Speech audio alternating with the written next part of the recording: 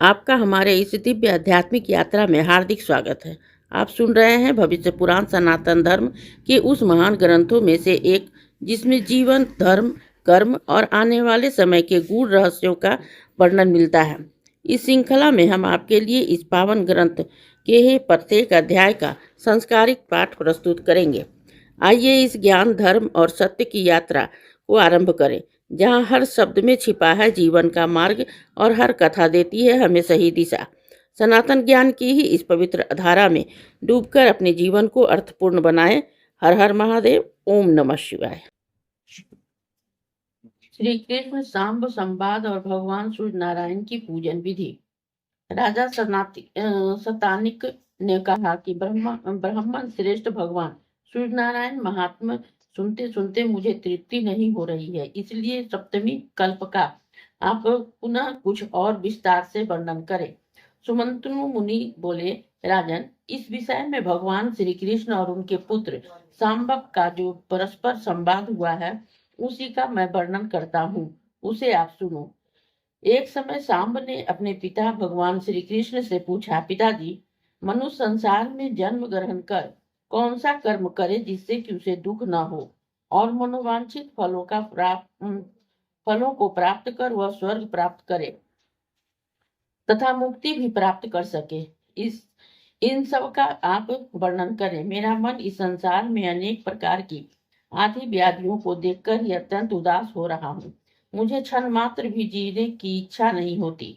अतः आप कृपा कर ऐसा उपाय बताएं कि जितने दिन भी इस संसार में रहा जाए ये आदि व्याधियां पीड़ित न कर सके और फिर इस संसार में जन्म न हो, अर्थात मोक्ष प्राप्त हो जाए। भगवान श्री कृष्ण ने कहा, वत्स, देवताओं के प्रसाद से ही, उनके अनुग्रह से और उनकी आराधना करने से यह सब कुछ प्राप्त हो सकता है। देवताओं के आराधना से ही परम उपाय है। देवता अनुमान और आगम प्रमाणों से ही सिद्ध होते हैं। विशिष्ट पुरुष विशिष्ट देवता की आराधना करे तो वह विशिष्ट फल प्राप्त कर सकता है।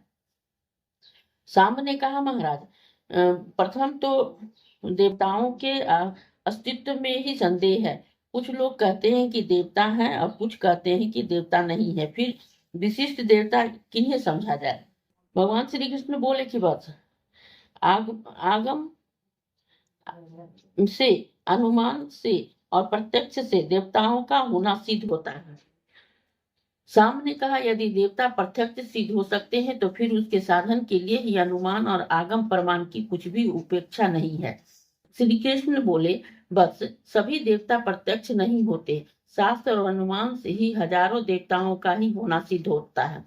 सांब ने कहा, पिताजी, जो देवता प्रत्यक्ष हैं और विशिष्ट और अभीष्ट फलों को देने वाले हैं, पहले आप उन्हीं का ही वर्णन करें।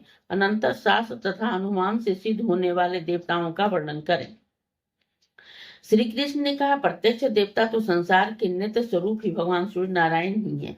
इनसे बढ़कर दूसरा कोई देवता नहीं है। संपूर्ण जगत इन्हीं से ही उत्पन्न हुआ है, अंत में इन्हीं में विलीन हो जाता है। सत्य आदि युगों और काल की गणना इन्हीं से सिद्ध होती है और ग्रह, नक्षत्र, योग, करण, राशि, आदित्य, वसु, रुद्र, वायु, अग्नि, अश्विनी कुमार, इंद्र, प्रजापति, दिशाएं, भूव स्व, ये सभी लोक और पर्वत, नदी, समुद्र, नाग और संपूर्ण भूतग्राम की उत्पत्ति के एकमात्र हेतु भगवान सूर्य नारायण ही है। यह संपूर्ण चराचर जगत इनकी है इच्छा से ही उत्पन्न हुआ है, इन्हीं की इच्छा से स्थित है और सभी इनकी ही इच्छा से अपने अपने व्यवहार में प्रवृत्त होते हैं। इन्हीं के अनुग्रह से यह सारा संसार प्रत्यक्षशील दिखाई देता है। सूर्य भगवान के ही उदय के साथ ही जगत उदय, उन्हीं उनके अस्त होने के साथ ही जगत अस्त होता है। इनसे अधिक न कोई देवता हुआ है और न होगा। वेदादि शास्त्रों तथा इतिहास पुराणादि में इनकी परमात्मा, अंतरात्मा आदि शब्दों से ही प्रतिपादित किया गया है। ये सर्वत्र व्याप्त है। इनके संपूर्ण गुणों और प्रभावों का वर्णन 100 वर्षों से भी नहीं किया जा सकता है। इसलिए ही दिवाकर, गुणाकार, सबके स्वामी, सबके अष्टस्ता और सबका संहार करने वाले भी यही कहे गए हैं। यही स्वयं अव्यय है। जो पुरुष सूर्य मंडल की रचना कर प्रातः मध्या और सायं उनकी पूजा कर उपस्थान करता है वह परम गति को प्राप्त करता है। और फिर जो प्रत्यक्ष सूर्य नारायण का भक्ति पूर्वक पूजन करता है उसके लिए कौन सा पदार्थ दुर्लभ है। जो अपनी अंतरात्मा से ही मंडलस्थ भगवान सूर्य को अपनी बुद्धि द्वारा निश्चित कर लेता है तथा ऐसा समझकर कि यह इनका ध्यान पूर्वक पूजन हवन एवं जप करता है वह सभी कामनाओं को प्राप्त करता है, अंत में इनके लोक को प्राप्त होता है। इसलिए हे पुत्र, यदि तुम संसार में सुख चाहते हो तो भुक्ति और मुक्ति की इच्छा रखते हो तो विधि पूर्वक प्रत्यक्ष देवता भगवान सूर्य की तन्मयता से आराधना करो। इससे तुम्हें आध्यात्मिक और आधि दैविक तथा आधि भौतिक कोई भी दुख नहीं होंगे। जो सूर्य भगवान के शरण में जाते हैं उनको किसी प्रकार का भय नहीं होता, उन्हें इस लोक तथा परलोक में शाश्वत सुख प्राप्त होता है। स्वयं मैंने भगवान सूर्य की बहुत काल तक ही यथाविधि आराधना की, उन्हीं की कृपा से यह दिव्य ज्ञान मुझे प्राप्त हुआ है। इससे बढ़कर मनुष्य का हित का कोई उपाय नहीं है। इस अध्याय के श्रवण हेतु आपका हृदय से धन्यवाद। हम आशा करते हैं कि भविष्य पुराण की यह दिव्य कथा आपको आध्यात्मिक शांति, सही मार्गदर्शन और जीवन के गहन सत्य प्रदान कर रही होगी। कृपया अगले अध्याय के लिए ही हमारे साथ जुड़े रहें और अपने विचार एवं भावनाएं कमेंट के माध्यम से अवश्य साझा करें।